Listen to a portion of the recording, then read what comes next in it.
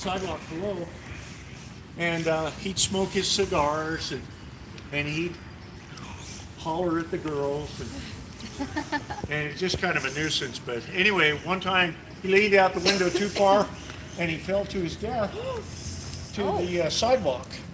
And every once in a while, somebody will call the cops and say, hey, well, there's lights up there, and we know there's nobody supposed to be up there. And the cops would go and look. They never find anybody, but they smell cigar smoke. Oh. Dun dun dun.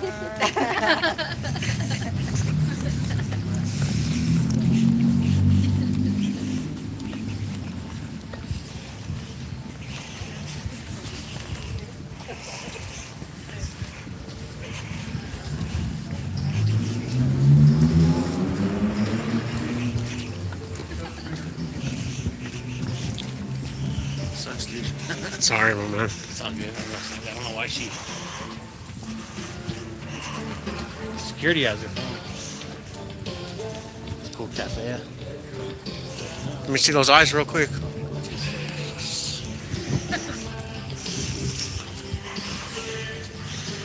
So this is part of the old Teller house.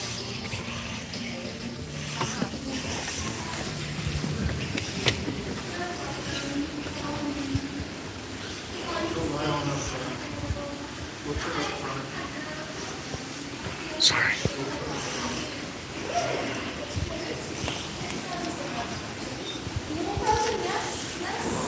Cold as the grape out there. Yes, it is.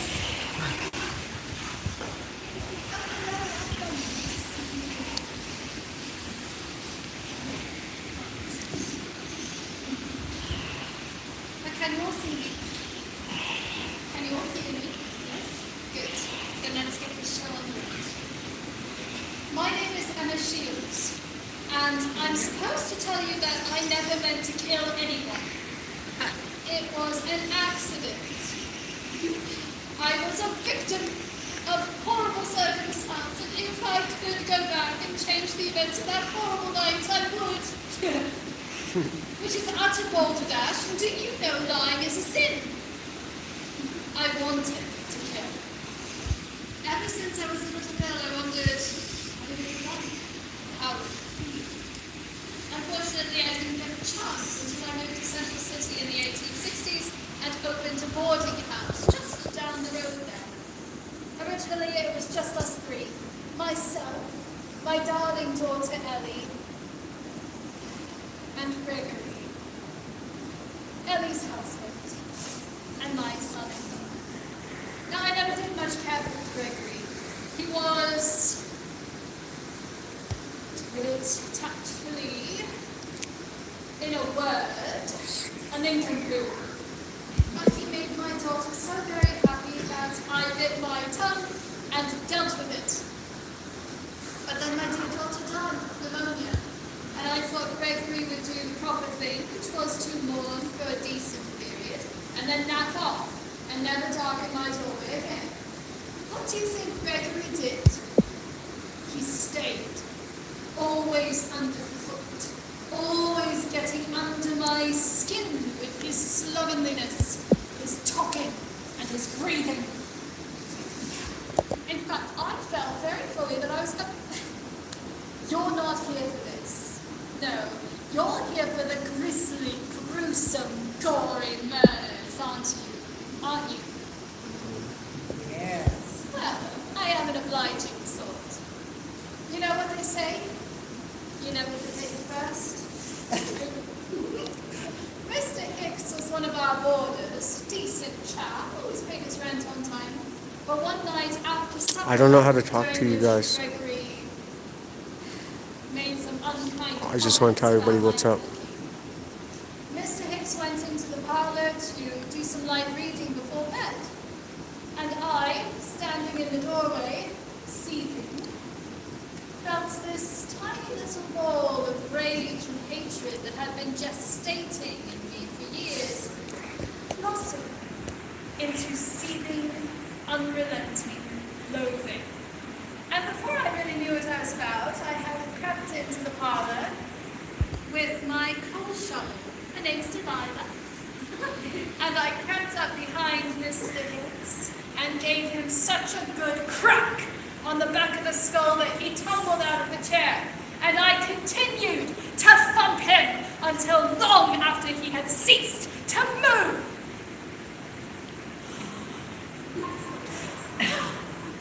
But then I had a problem. There was Mr. Hicks upon the floor. There was Mr. Hicks upon the walls. There was even Mr. Hicks dripping from the ceiling.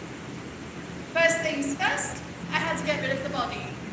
Now, one of the nice things about living in Central City at that time was that one was rather spoiled for choice when it came to convenient mine shafts into which one could deposit their rubbish. And Mr. Hicks. I chose the nearby Burroughs mine. As he vanished into the gloom, I felt the coldest I had in months. Of course, I found him rather quickly, and the sheriff came to talk to me because he had been my boarder. That's fair, asking questions.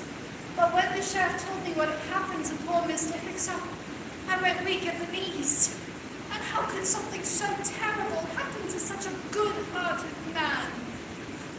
Why, when he was gone, I couldn't find him, I couldn't find his things. I figured he had just been ashamed and embarrassed and didn't want to tell me that he had failed as a miner, and so, like so many others, he just skipped town. And poor soul, I remember him saying that he had no family to inform of his demise. Shame, truly. The sheriff bought it. Hook, line, and sinker. But he did mention that Mr. Hicks had injuries that were, how did he put it, inconsistent with a tumble down the mine shaft. In particular, the rather peculiarly shaped indent on the back of his skull. Now, I'm very pleased to say that I did not look at Delilah when he mentioned this detail. The sheriff complimented me on my pristine parlor and then left. The hubbub around Mr. Hicks died down rather quickly. Little joke, feel free to laugh. But after a couple of months of suffering Gregory, I felt that little black ball of rage begin to desire to bloom again. Mr. Charles Josephson was my next victim. He was a boarder, and for the last few weeks of his life had been rather ill. And I do admit that I was getting rather tired of traipsing up and down the stairs, tending him, which is why maybe I brought Delilah along on that fateful final night. After bidding good night, oh, sleep well, see you tomorrow, Mr. Josephson turned to his side to look at the wall to go to sleep. And I do hope he prayed the Lord his soul to keep. I deposited him at the Phoenix mine. But you know, no one even came to talk to me this time. Now, after Mr. Josephson's timely demise, we began to hear rumors of a serial poisoner in Central City. First 2 dogs died, then a donkey. The newspapers declared that whoever had got the poisoning fever should be quarantined and cured forever. Now I know what you're thinking, but it wasn't me. I preferred a more hands-on approach. Got my exercise. But I thought perhaps I found a kindred soul in Central City. Perhaps some other poor woman with an insufferable son-in-law who had a little black ball of her hatred wanting to blossom as well. As it happened, one night as I was going to bed, Gregory's door was slightly ajar. I chanced to glimpse in and saw him pouring a liquid onto a plate of table scraps. After he went out, I snuck in, and I looked around under everything, lifting pillows. When I find a half-full bottle of cyanide. Amazing! My son-in-law, who I thought I detested more than anything on God's green earth, might have been out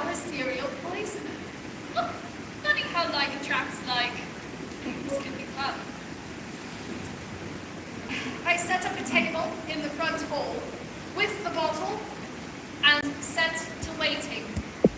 In the wee hours of the next morning, he came in and, seeing me sitting at the table smiling, confessed rather quickly. They didn't find our next two victims for a few years after we killed them. You see, with Gregory's help, I didn't have to rely on carts or conveniently open mine shafts. No, Gregory could just haul them off and bury them wherever he wanted, which made discovering them rather more difficult for the sheriff. Oh, here's a fun one for you. Joe Hafer put up a struggle when we killed him. My first strike with Delilah was either not hard enough or his skull was too thick, which would track. But didn't die at the first hit. So Gregory had to hold his arms and legs down while I smothered him with a pillow. It's good to change up the routine every now and again. After Mr. Hafer was Timothy Sullivan, who died unremarkably quickly. Boring. Gregory buried them on Bates Hill, and it wasn't until about 5 years after we killed Mr. Sullivan that his remains were discovered. And originally the newspapers thought his remains were the bones of a long-dead member of the Ute tribe who had gone to what the newspapers described as that happy hunting ground in the sky. Mr. Hafer's body had been buried outside the city cemetery, and it was a wet summer, so he percolated to the top when he was discovered, but the police thought he was just some random fellow from an unmarked grave that rose again. Things were going great.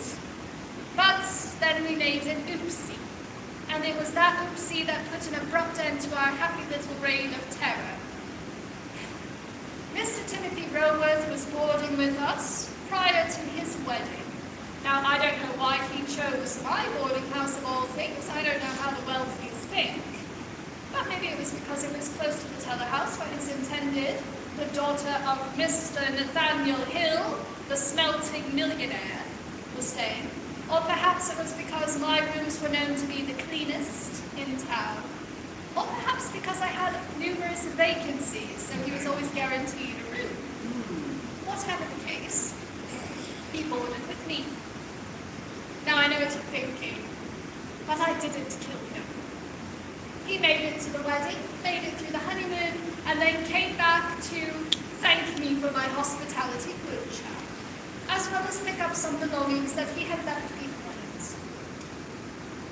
But do you know, as we were exchanging pleasantries, there's a look about him.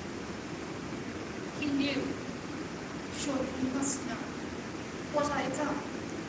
And it was at that moment that I decided that Timothy Roworth could not be suffered to leave my house alive. As he went up to his room, I followed. I knew my house well. Every creaky floorboard, every cracking stair. I knew when to walk. I knew when to stop. As he entered the room, I met eyes with Gregory, who knew what was about to happen.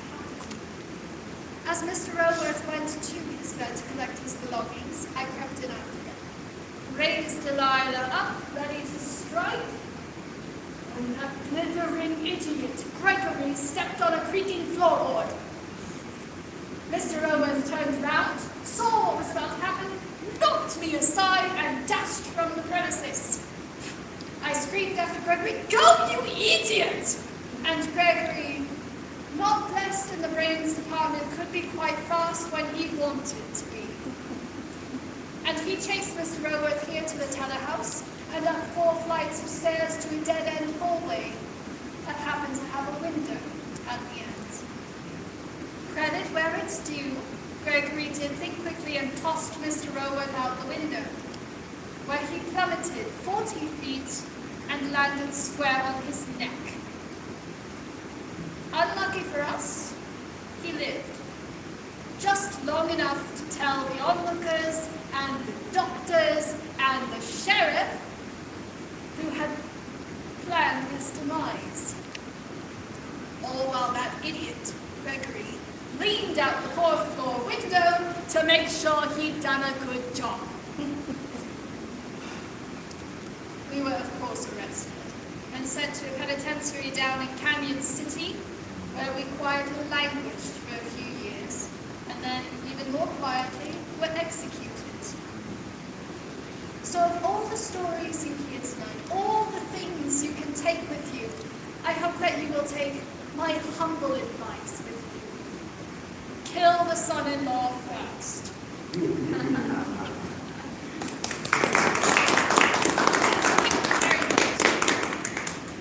Don't worry, I'll see you out.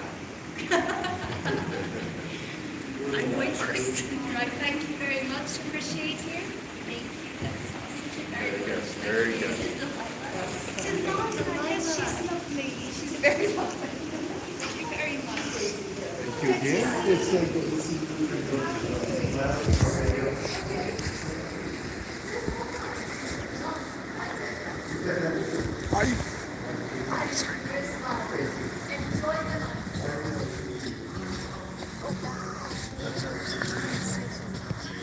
She said she was at the Grand Zine, so she was pulling around the park. Okay, the next stop is the Opera House.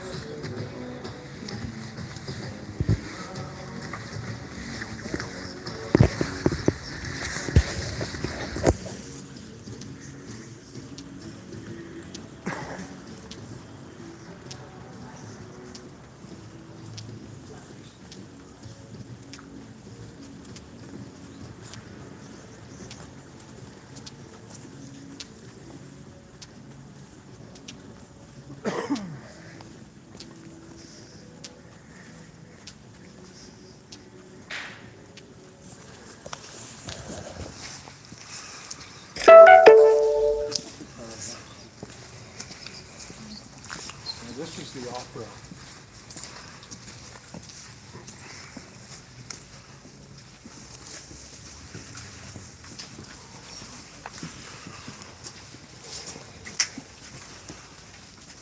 Before we go in,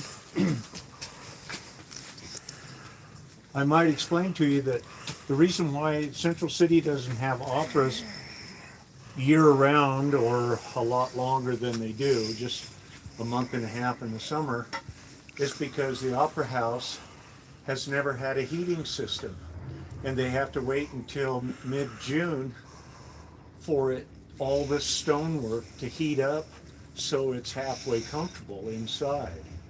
And it's always been that way. It's never had a heating system. So I'm going to check real quick, see if there's a group in here.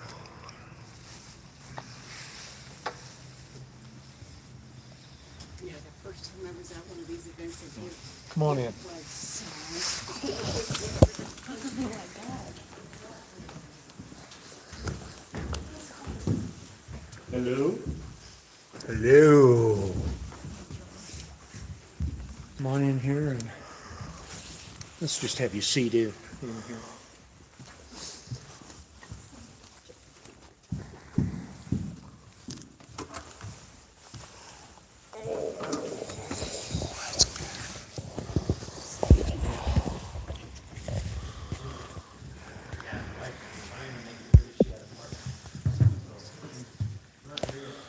So we're in Central City in the Opera House, and we're in the middle of a tour, and he's gonna start the tour up again. And I'm with my boy Josh with the crazy eyes. Gonna die in 7 days. He wasn't talking about me. Hello, Spirit. We're here.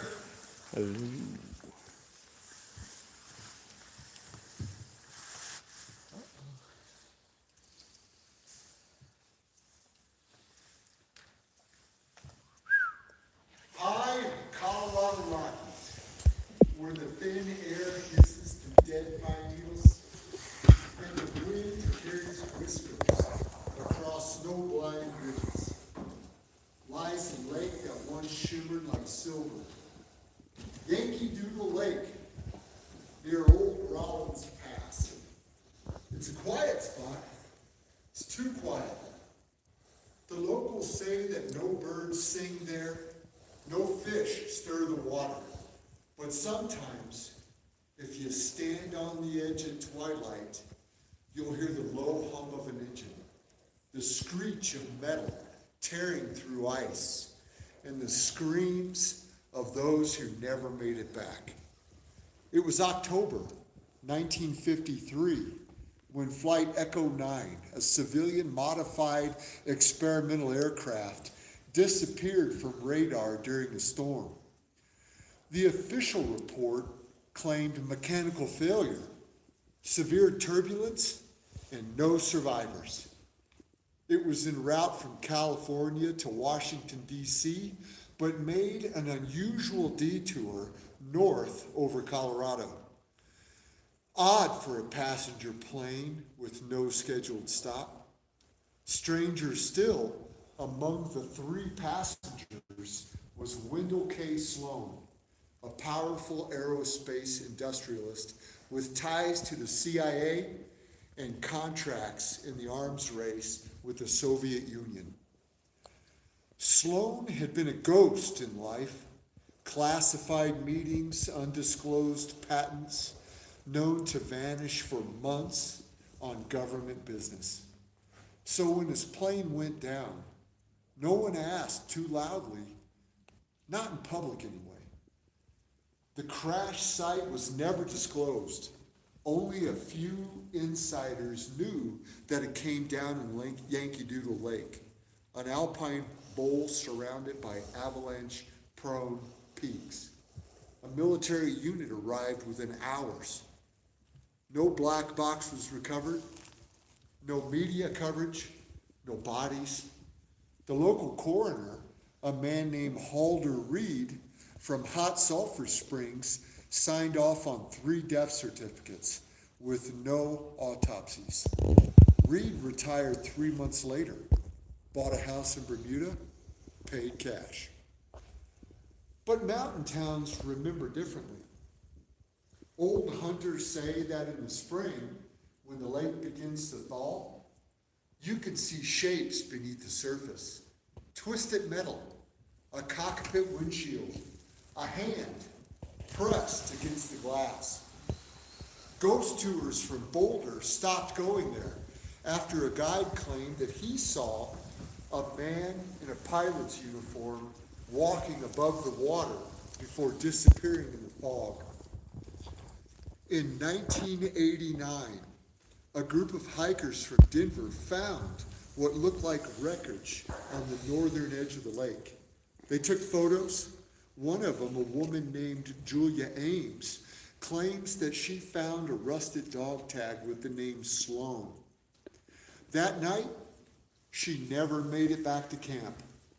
Her body was found 6 miles away, barefoot, frostbitten, her eyes wide open, mouth frozen in a silent scream. The dog tag was gone. The area was quietly closed for hikers for ecological reasons. Locals say that the lake is haunted, but it's more than just spirits of the dead. It's what the crash carried. In the years since, a theory has taken shape among the files, the whispers, the late night AM radio callers who knew too much. Flight Echo 9 wasn't a transport plane. It was carrying materials, experimental tech, something developed in secret, a weapon, a communications array, or something worse. Something not meant for the Soviets, but for surveillance within the United States. The crash was never meant to be found. One retired radar tech from Buckley Air Force Base once said that he had seen the signal. It wasn't a regular plane, he told his nurse on his deathbed. It was cold, dead. The radar showed something cold flying like it didn't give off heat. When pressed, he muttered something about echoes that don't end and slipped into unconsciousness. He never woke up. They say that ghosts are echoes, residues of trauma, spirits caught in moments too violent to go beyond. But there's a darker theory that ghosts are tethered by unfinished business. Not longing, but secrets. Sloan wasn't just a man. He was part of something. He knew things worth killing for. If a soul carries memory and the dead cannot speak, what if haunting is the soul's last effort to be heard? Every October, right around the anniversary of the crash, the fog gets thicker around Yankee Doodle Lake, and locals call it Sloan's breath. They say you can hear him trying to speak, his voice caught in the wind.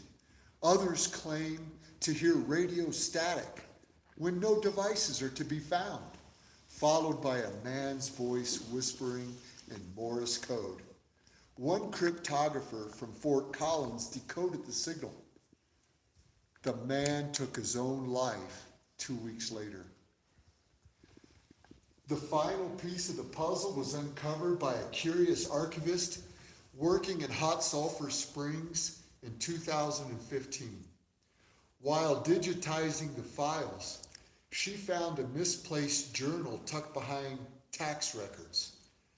It was the personal notebook of Halder Reed, the coroner. His last entry date, dated March 3rd, 1954, read, quote, "They told me not to look, but I did. Sloan wasn't burned or frozen. His body was intact. His eyes were gone. Not removed.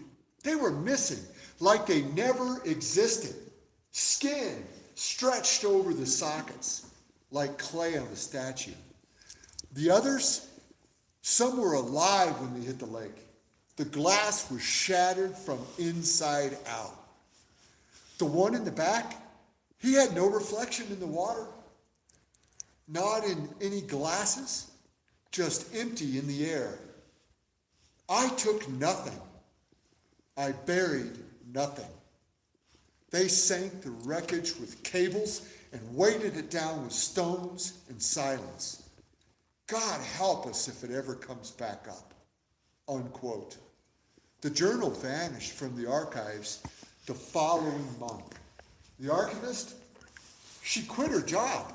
She moved to Alaska and refuses all contact. Last year, a YouTuber named Mark Dillard, hiking in the area with a drone, captured something chilling. A shadow moving beneath the lake. Not fish, not wreckage. Something moving too deliberately. When he enhanced the footage, frame by frame, he claimed that he saw a face just below the surface. Pale, bloated, with empty sockets where the eyes should have been. He never posted the footage, but in a podcast interview before vanishing completely from the internet, Dillard left listeners with one final warning. They didn't just crash, they were taken down. Whatever was in that plane, it's still there. And whatever happened in that lake, it isn't finished. Because the truth never dies.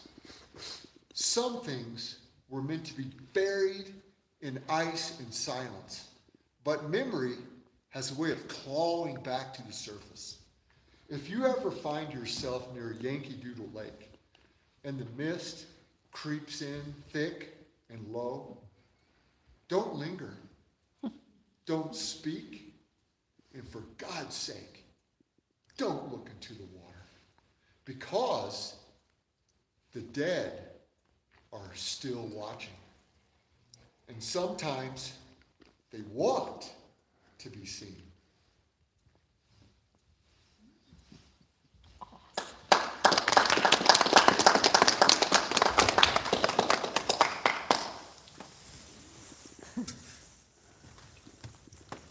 Okay, we're gonna go to the next location. Where's the last group? Still in character.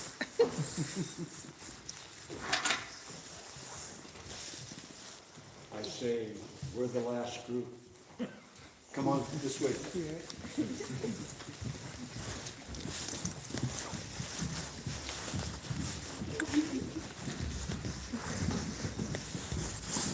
That was pretty captivating.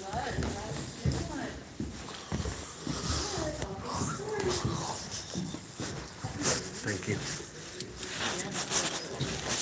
70 years. Last person, shut the door. Were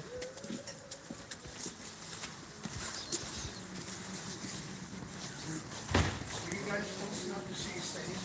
Yes. His old cigar.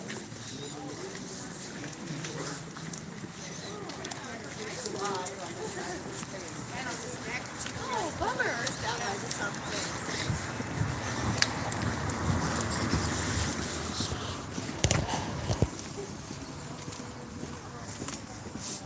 Okay, we're gonna cross the street here.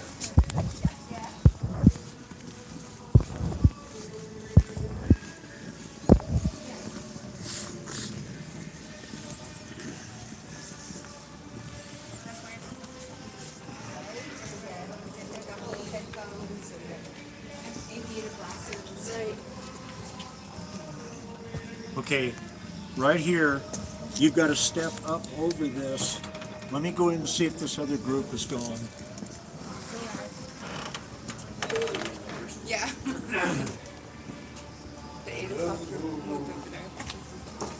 We're okay, come on in. And please, watch your step right here. Just go around this way.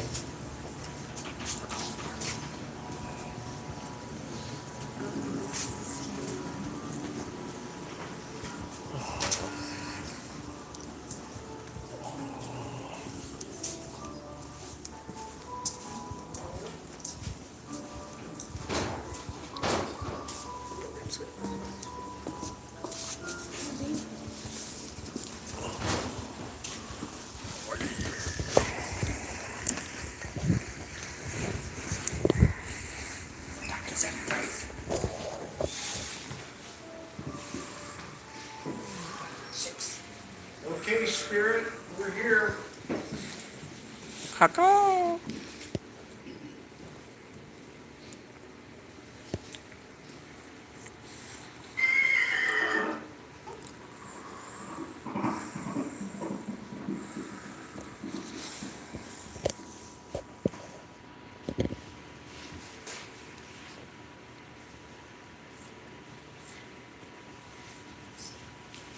No, George!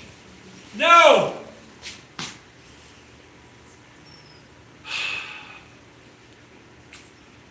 My name is Joseph Updegraff. Now,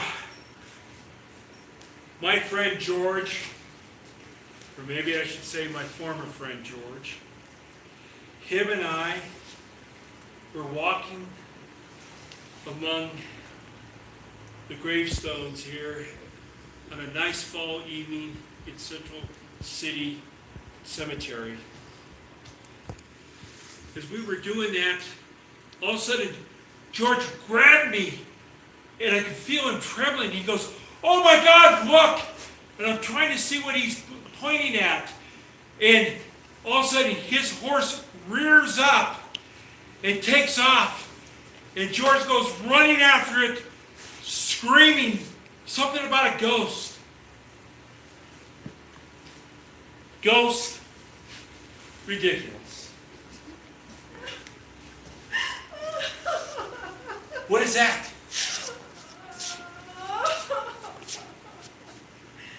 Joseph! Joseph! Murderer! You will never be free of me.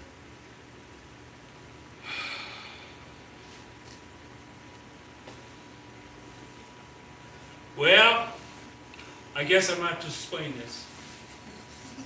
You see, the year was 1907. There was a house right up the street. It was abandoned, and it was reported to be highly haunted. Now, it was torn down. The day it was torn down, it drew this huge crowd. People came from all over. They wanted to see the spirit that lived in that house, that ghost, leave in that house, see if they could see that. The town folks, they had said a woman had been murdered in that house by her husband, who happened to be a doctor. Now, over the years, people would walk by this house, and they would hear a woman just sobbing, fan of gunshots. They'd also see this woman in white walking through that abandoned, empty house. That same woman has been seen floating among the gravestones here in Central City Cemetery.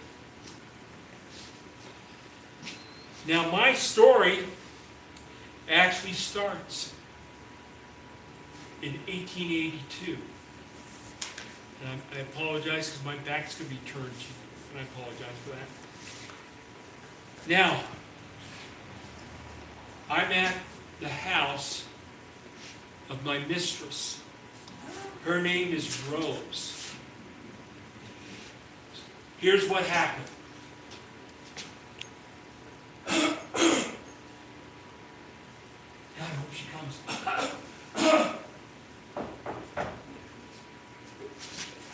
Where anybody sees me.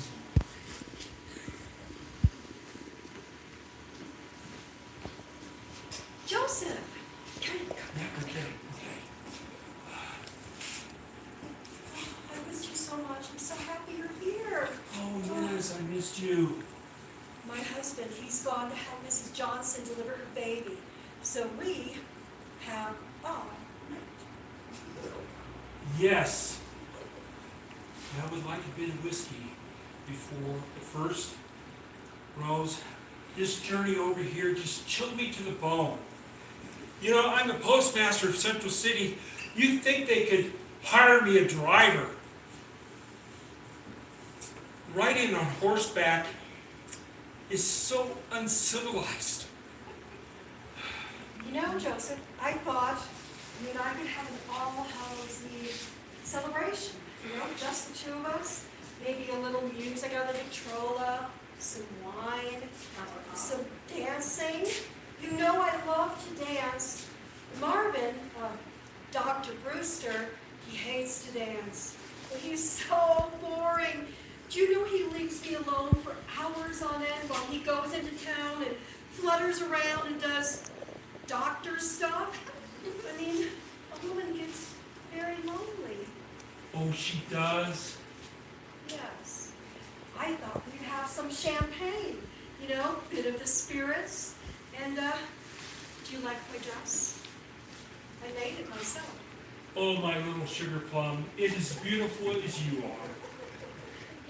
Joseph, I thought that this dress would make a very nice wedding gown. We could go to the Justice of the Peace, ask him to marry us.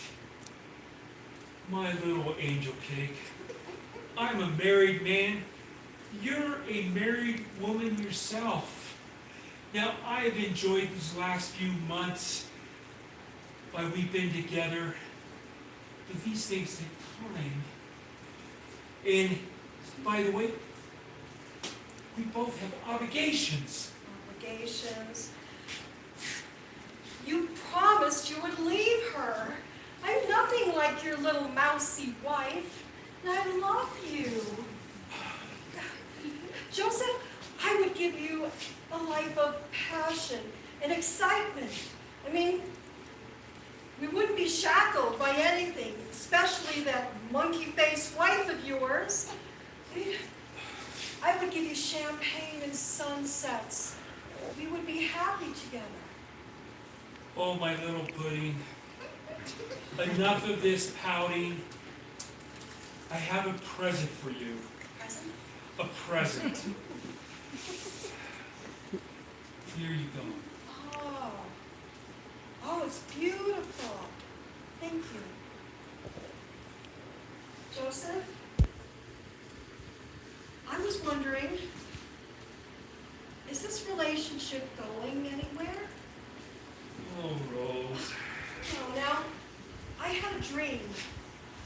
I was here in this parlor, and my beloved sister, Lily, God bless her soul, she was standing here by the window, and she was motioning to me like she was trying to warn me of something. I don't know. All of a sudden, there was this huge, loud sound, and it startled me right to my soul. And I'm falling in blackness, in darkness, what felt like forever. And then gradually I realized I'm standing in the cemetery. And I'm lost, and I'm confused, and it's so cold. And I'm looking for something or someone. I think I was looking for you. I think you're suffering from hysteria. Calm yourself. I am tired of being your little secret. I'm tired of living a lie. You promised you'd leave her and we'd be married. I want to be married.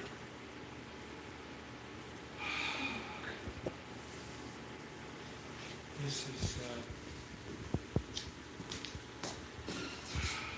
Joseph, this is very, very unfortunate. you know what I could do? I could go to your wife. I could tell her about us. Tell her how you spend your nights. Or she would leave you in an instant. You know, I've enjoyed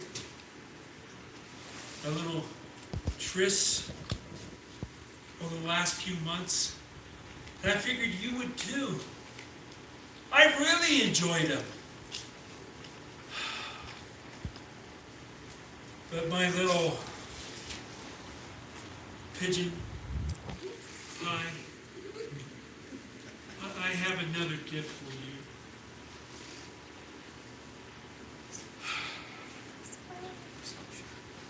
you. You know, I just am tired of your constant prattle.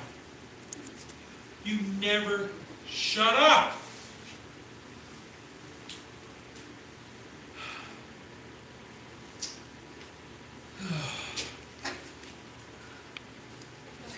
Stop joking, Joseph. You love me. You never hurt me. See, she doesn't shut up. It's not funny anymore. You're scaring me. You've gone away. Oh, yes, my pudding plum. Oh, why did you do that? You loved me. You always loved me.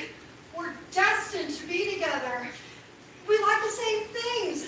You know I like to write letters. And it's just perfect between us.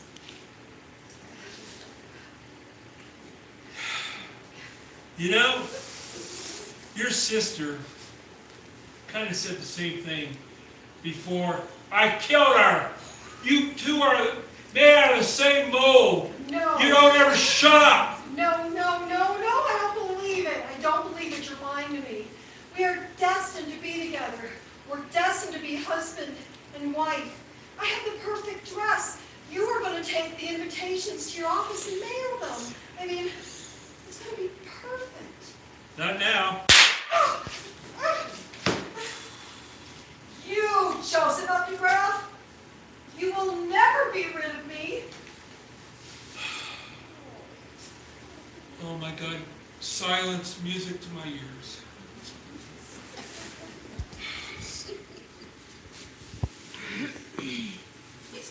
You did not take that bracelet back.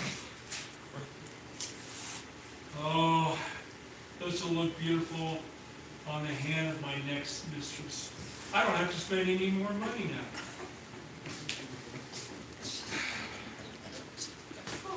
As I mentioned, the year was 1907.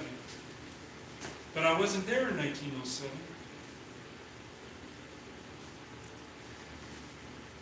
See, I died in 1903. Some jealous husband didn't quite understand, and he decided to do me in. Now, upon reflection, I've done some things you probably consider dangerous or even reckless. But I haven't regretted a single one of them.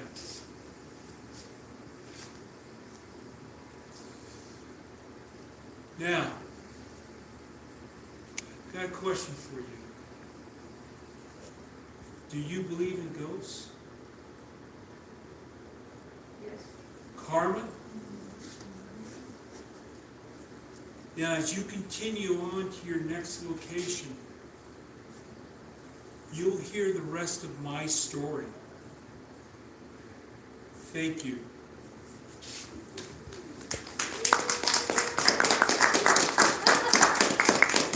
I want to thank you guys for coming to Central City 2025 Creepy Crawl. And also wanted to, if you haven't noticed, there was a poster as you walk out. There's going to be a paranormal investigation that's going to be taking place at the Gilpin County Museum. All proceeds go to the Gilpin County Historical Society. If you're interested, please, if you have a cell phone, please take a snapshot and call that number for tickets. Thank you for coming. And we're the last group. Okay, thank you.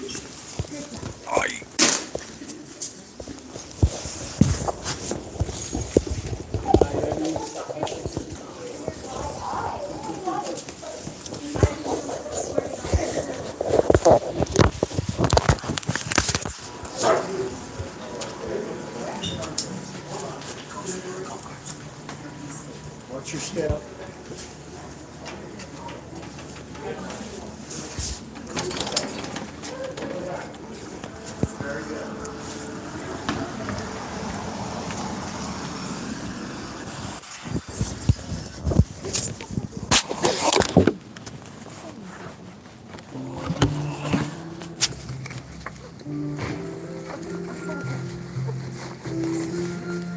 She wanted to dance.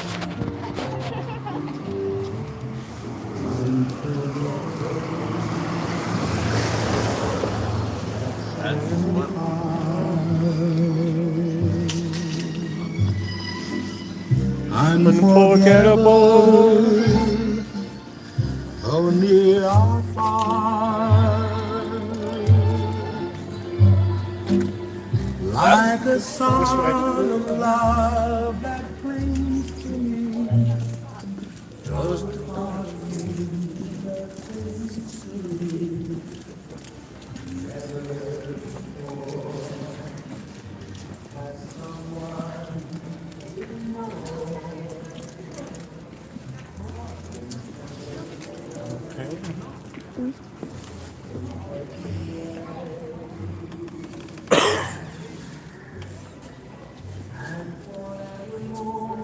We got everybody?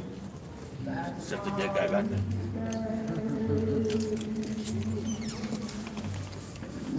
Come on in.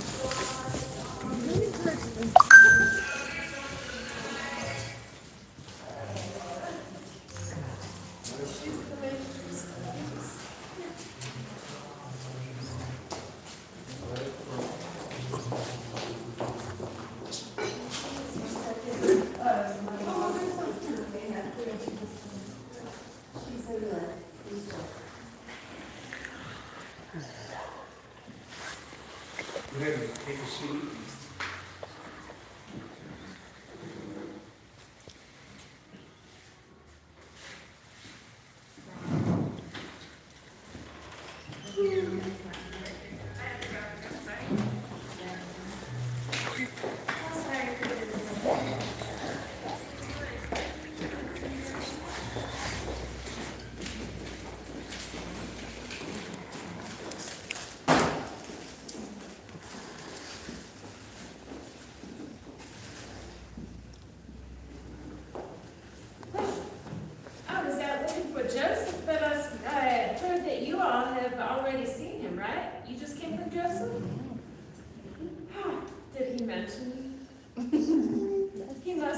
to me, I'm sure of it. I mean, I'm very memorable. Well, I suppose introductions are in order then. My name's Florence, Florence Bell. Well, let's start at the beginning, at least the beginning of what really started to matter to me. Boys, men. Well, I first got married when I was 15. It was a terrible inconvenience, really. I hadn't even found my signature hat yet. So, obviously that didn't work. I ended up moving to Victor, Colorado, and I became a dance hall girl at Bob Thompson's Dance Hall. And from there, I went on to Cripple Creek, and that's where I met John Bell. Now, John, oh, he was so handsome. He did have a bit of a reputation, though, you know. He assaulted a woman in Denver once, stole a handbag, lit a house on fire. He did time in the penitentiary for a little bit. But, that jawline, it was to die for. Well, in 1897, I ended up moving in with John Bell's parents in Denver. And it was very nice. Exciting. Denver was so exciting. So much more exciting than Cripple Creek. I mean, the men. They were also handsome and they had the pocket watches. They were wealthy, they were accomplished. The parlors, the dances. I was out almost every night. Until one night I came home and Mrs. Bell said, Now, Florence, you cannot be out all night at all hours of the night, tracing around town and coming home smelling like mischief and liquor. Well, I was just trying to keep the neighborhood lively. Get out of my house. Get out right now. oh well. That's okay though. I always bounce back on my feet. So I ended up moving in with my best friend, Mrs. Bysong, and her husband on Curtis Street. In fact, she was my kindred spirit, and the three of us, we all have one thing in common. Let's see here. It was not Prince Edward. We were all morphine addicts. Now, I know what y'all are thinking, but back then it was not shunned. It was not frowned upon. It was a common household occurrence. In fact, after the 1940s, the doctors even encouraged to use it with needles because it activated it faster. So that's what we did.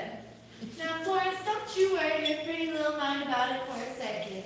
You can stay here just as long as you like, and we have plenty of morphine. So it was just a dream for the longest time, and then all of a sudden the Bysongs, well, they up and decided they needed to go get help for their addiction habit. And they went to a place called the Keeley Institute, but that's where I met Joseph Updegraff. Oh, he was so handsome. Well, Joseph ended up being a clerk from Gilpin County, and every now and then he'd come down from Central City to visit Denver. He would always stop by the Bysong, or by the Keeley Institute, and I would always stop by and visit the Bysongs because Joseph was there visiting the doctors and the patients there, and I got to see Joseph. And he was always smiling at me. Oh my gosh, my heart just raced. I was smitten. In fact, I knew it was only a matter of time before I'd have him wrapped around my little finger, or so the expression goes. And then, one day I came home, and wouldn't you know, Joseph was there in my house. In fact, the boys had decided they were going to take us out to dinner. Wasn't it fabulous? And Mrs. Bysong and I were in the bedroom getting ready. And all of a sudden there was a terrible racket at the door. Somebody was pounding on the door like crazy and calling my name. Now, Florence, go downstairs right now and go see who that is and go deal with it. We do not want to start a scene in front of Joseph. All right, I guess I gotta keep keep up appearances. So I opened the door, but just a crack, just to see who it was, and lo and behold, who bursted in? It was John Bell. Now John, he looked pale as a ghost. Oh, he looked wretched. He was foaming at the mouth. He looked like a rabid dog. And he was waving around his .38 pistol like a dance card. Well, all of a sudden he turned around and aimed that gun at me. And he fired. Fired once. Nothing happened. He fired again. Still nothing. A third time. Nothing happened again. I almost laughed. It was, what's going on? And then a fourth time. Oh my goodness. That bullet just whished right from my head along, lodged right in the wall back there. And then the fifth time, oh, he got me. Oh, I fell down bleeding, but ever so gracefully. Well, Mrs. Basson and Joseph, they jumped on John to try to stop him. Wow. He just threw him off like rag dolls. I couldn't believe it. And my beloved Joseph, what did he do? He ran. He ran like the wind. Although he still looked kind of handsome from behind. Well, then my John, as soon as Joseph was gone, he came and he stood over me. And he was calm as the dead of night. And he just stared at me for a full minute. And then he took that gun and aimed it at his head, and he shot himself and killed himself dead. Well, then Mrs. Basson came and she wrapped me up in this sheet. It was very unflattering. But then the whole neighborhood came in, everybody, into our little teeny apartment. And they just all stood over me and stared at me. It was like opening night at the opera. Well, Mrs. Basson and her husband, they took me to the hospital. But the doctor said, don't you worry, Florence. You're fine. That bullet did nothing but just lodge itself right under your little skull there. You'll be good as rain, just a little cosmetics. Well, I always did have a hard head. And while I was in the hospital, a reporter snuck in to see me and ask me questions about what happened. And I had simply expressed to the reporter I had no idea why John Bell would want to shoot me. It's me. I was very popular. But when they talked to Mrs. Bell, she said, now, I do have some idea as to why he would want to shoot her, although I do not believe that he would have had it in him. Now, earlier that day, I did see him walking around town holding his .38 pistol, swinging it around all cocky-like, but I didn't pay much mind to it. I mean, after all, that's my sweet John. But then, I did recall him coming home and complaining about how she had started a relationship with another man. Now, I don't know about y'all, but that would make me rather angry. well, the doctor ended up releasing me the very next day. And my good gentleman caller from Cripple Creek came, John Martin, and he took me back to Cripple Creek. Well, by November, I was back in Denver. It's so much more exciting there. And John, what did my poor beloved John? Well, they took him down to Denver and they buried him in the Fairmount Cemetery in an unmarked grave. And my kindred spirit, dear friend Mrs. Basson, she joined him about a year later at that same cemetery. She had a tragic oil accident. She was making dinner one night and lit the stove and it blew up in her face. My poor beautiful thing. It was very sad to be sure. And Joseph? What of Joseph? Well, can you believe this? He went around town and he told everyone he didn't even know me. Me. Can you believe it? Well, when I got back to Denver, they all said I was crazy. Boy, crazy, maybe. Well, they took me and they put me away in the county hospital, but it was only a matter of time where they determined I was not crazy and released me. The audacity of some people. Well, that same Rocky Mountain News reporter came and interviewed Joseph, and Joseph said he did not know me at all. Me. Well, anyway, he said that he had only been there at the Bassongs for a shave. Mr. Basson happened to be in Barbara at the time, but we were all getting ready to go out to dinner. Come on. Seriously. And the reporter, as well as the newspaper, they didn't believe him because he was a notorious ladies' man. But the very next day, they decided that he had explained himself satisfactorily, and they decided to let the whole issue rest. And they just let him go. I just couldn't believe it. Can you believe it? He didn't know me. Come on. Well, that's my story. But now that I happen to know for a fact that Joseph is in town, I think I'll pop over and see him. You know, for old time's sakes, and because I am looking particularly fetching tonight. Will you all have a nice night? Good evening.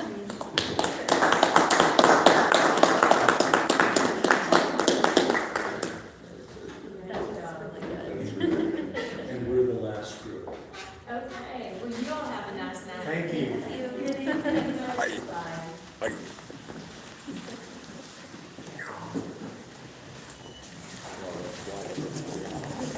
This was the flyer that was shown about.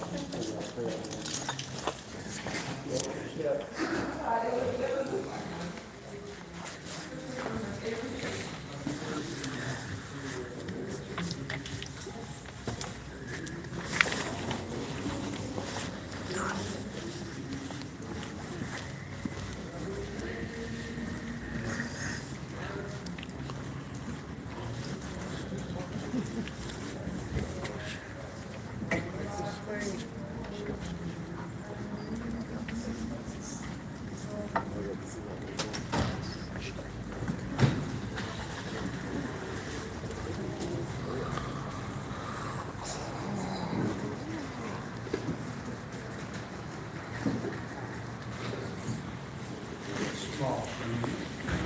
You got Mr. Monopoly. I know that. Around here. Great guy here. A lot of history here. I have to tell you before we start the show, safety procedure, which is very good to what we do on a regular basis. We're using our black powder guns tonight.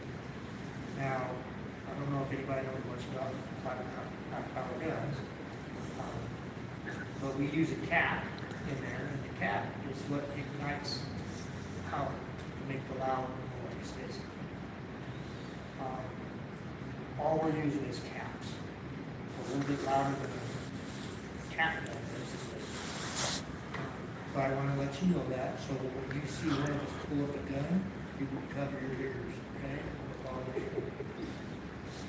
Anyway, thank you for being here tonight. You're my last group, by the way. Gonna have the best show for you. My name is Thomas Siri.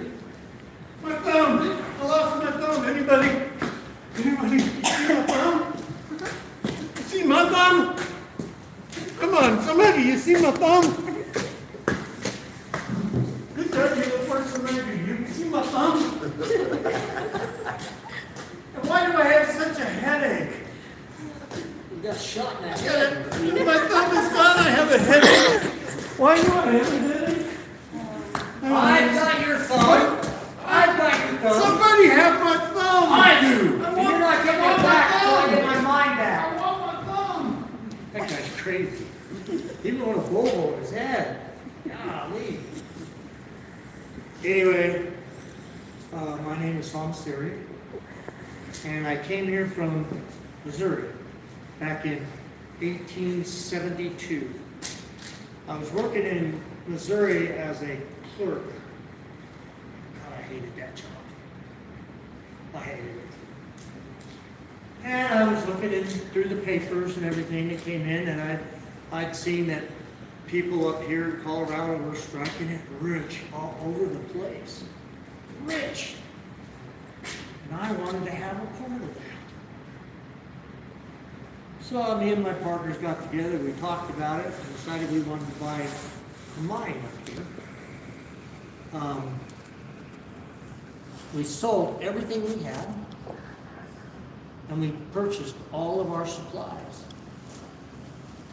And came up here to this mine. The mine we purchased was called the Mercer Lode Mine. And the guy that sold it to us, oh my God, he said, you're going to be rich beyond what you could think. Rich, gold, straight gold in this ore. You're going to be rich, rich, rich. Okay. All right, I kind of trust the guy. So we bought the mine. Next day we started working. Picks, sledgehammers, shovels, all you can think of, dynamite, and all we were pulling out of there was granite, solid granite. All of us guys were getting blisters so bad on our fingers, they like doubled up blisters. Our feet were blistered up. Why? Because in a mine, you got a lot of water, and you're tracking through back and forth, just a big mud mess in that thing. So we were hurting bad, and we were thinking maybe we should quit, we're not getting anywhere. No, I said, let's try a little bit more. And we did, and Eureka, we hit the biggest vein of gold I'd ever seen. So we right away, we wanted to start working on that vein. And when we did, Mr. Kinvig, who you just saw, told me that you cannot have any of that ore that you're doing. Why not? He said, because you veered into my side of the line. He owned the new Douglas mine, which was right beside me on the west side. And I thought, what? I said, that gold's on my side. No, you veered into that gold, so that's mine. They hired a lawyer. The lawyer took us to court. The judge decided all the stuff that we had been taken had to go back to Kimberly. I hated that judge, son of a bitch. We worked hard for that. Well, we didn't give up. We decided we were going to move to the west side. And we did. And we're going through the same process, digging and digging, dynamiting, everything you could think of. We're still getting blisters on our feet and our hands. But all of a sudden, Eureka again. And it was an even bigger vein than the last one. God, we were so excited. We started pulling that stuff out right away. We made one whole row, 20 feet long, 6 feet high of solid gold ore. We were rich. Beyond belief we were rich. Well, come to find out, Kinvig owned the west side of that too. And we veered into his vein of gold again. His son was running that line. Well, we were really upset over that part of it. We didn't know what we were going to do. We figured we'd just keep mining. And then we decided we'd go out. We had some lunch, and we were sitting there talking with my partner, and we could hear shovels and picks and stuff going on in the back. It sounded like our mine. So we run through the back of the mine, and sure enough, Kinvig has blocked us from that 20-foot long, 6 feet high gold ore that we had piled. We worked hard for it. And he said I wasn't going to get it. We weren't going to get it. So him and his son were standing there, and they're yelling at us. And boy, I'll tell you what, I was so upset. I just took my gun, and I walked over to that pile they were standing on. And I was pissed. I started a fire. On the other side, I started a fire. It didn't chase them out of there at all. Then I threw sulfur in there, and I'll chase anybody out. And it did. It chased us out too. It smelled so bad. But anyway, they're arguing about it up there. And I pointed my gun. I kind of snuck around. I pointed my gun at Kinvig, and I hit him in his thumb, shot his thumb off. Boy, he was crying and weeping and rolling around and, what's wrong with you, man? Well, you know what's wrong with him. He's trying to find his damn thumb. Well, that wasn't enough for me. So I took aim again as he was standing there yelling, and I shot him. Come on, baby. I shot him in the head the next time. You shot! Sheriff! That was Kinvig's son. Running to the sheriff. Tell the sheriff that we killed his dad. We shot him. What? The sheriff shows up later. Kinvig didn't make it. He died. So the sheriff said, I'm going to arrest you for first-degree murder. You're going to jail. We didn't murder anybody. We told him, I don't know what you're talking about. Well, he takes us to jail. 2 days we sat in that jail. Waited for our court date. So in a couple days, we end up in court. The judge calls me up there first. And he says, you killed Kinvig. No, I didn't kill nobody. He says, you shot him. You shot him with a gun. I go, no, I don't own a gun. Honestly, I don't own a gun. Never had one. My partner gets called up next after me. And he's questioned about the gun. My partner says, I don't know what you're talking about. We didn't have no gun. We weren't caught with the gun in our hands. The jury found us not guilty. Why? Well, because they couldn't put the gun in our hands. Neither of us. So we got off on that. Now, when I came to Central City, I had no money. I'm leaving Central City after 2 years, and I still don't got any money. I believe, I read in the Bible that it's an ear for an ear. Well, I think it's a thumb for a thumb. Wait, kid, you're dead. You can't even do anything. It's your spirit. You're dead. I reckon this here pistol don't do any different. You're dead. Oh, my thumb.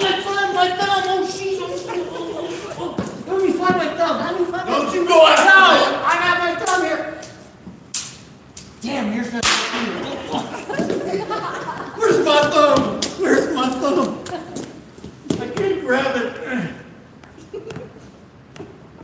Need a hand? God, I hate it when he gets excited over it.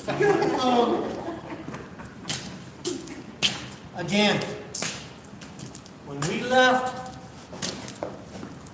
with nothing. But I I died right here. I got a thumb.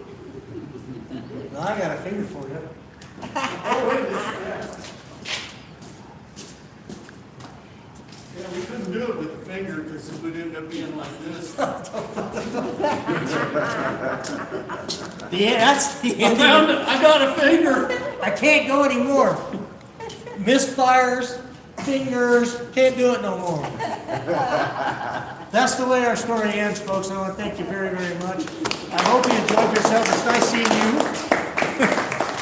You too. Remember, don't use Remington caps.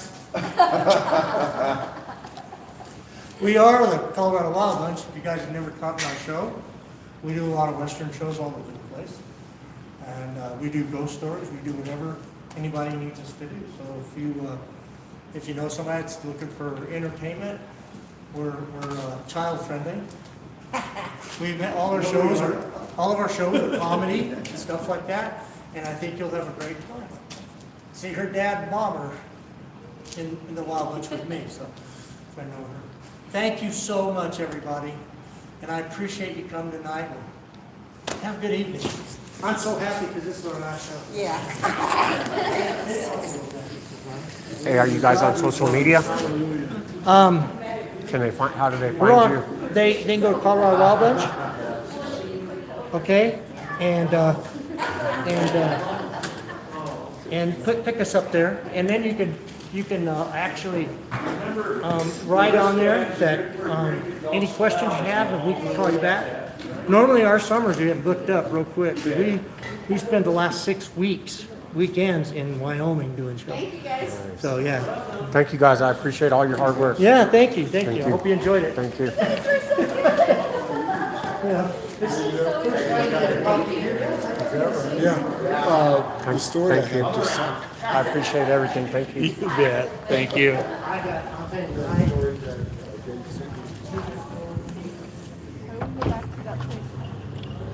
I got a boot. Serious? I got a boot. Dang, heck yeah. Got a boot. Well, hey, it's because of you guys, the reasons why I do these videos, and I really appreciate you guys watching. So, fuego! I'm out of here. To my 2 viewers. You guys want to see the town before I go? The mid-city, whatever the hell. We got the Bonanza Casino, Girls, if you go to the stop sign and you go left, it's right there on the corner. the Century right here. It's right here at the corner. Oh, they're talking about free beers. I think that's free, essential free. I think that's where we're going. Free beers. Just a bunch of casinos.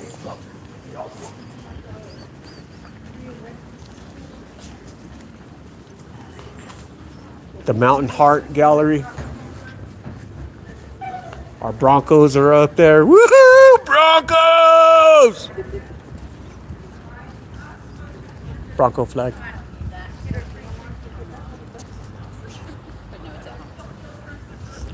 getting used to them. I've worn them enough now. I'm like, your eyes are. Uh-oh. We got to stay away from the drama. This is not a drama channel.